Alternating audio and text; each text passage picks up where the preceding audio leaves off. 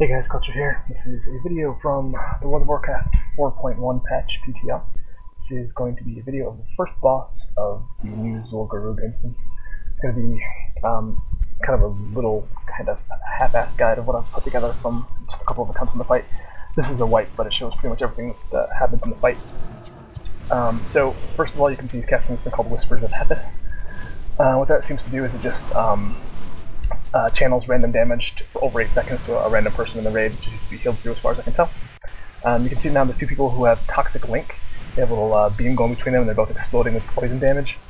We couldn't figure out how to deal with it in this particular encounter correctly, but I read up on it, and what you actually have to do is two people that are linked need to separate far enough, and then the link will explode, deal a bit of extra damage, and then it'll fade away, which is, you know, possible healing through the constant explosions of poison.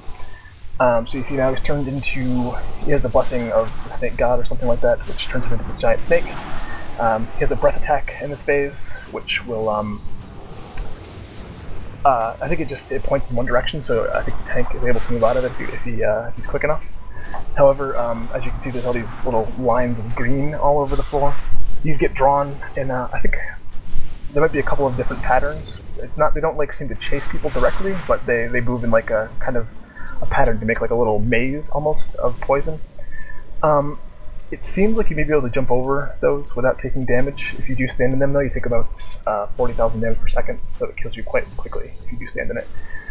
And then here's his final ability. He goes up on that pedestal and starts casting Blood Venom, which will shoot these little laser beams of poison explosions all over the place, which obviously they'll do damage. You see here I get caught a little bit.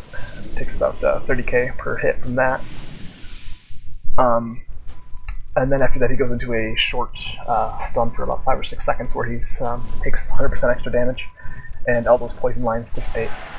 And then it goes back to the original thing. You can see here the little poison trails are getting drawn.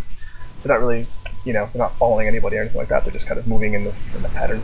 And like I said, I'm not sure if it's just one set pattern that they have to do every single time, or if there's a couple different patterns they follow, or if it's slightly randomized or what. And here we both died poisoned over because I think the healer's already dead at this point, and we just exploded to death. But that's pretty much the whole fight. We got until I think like 30% or something like that on that attempt. So at 22%.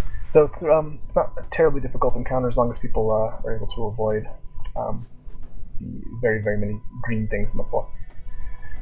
Alright, well, as you go into this thing, whether you do it in the PTR or on live, good luck. Thanks for watching.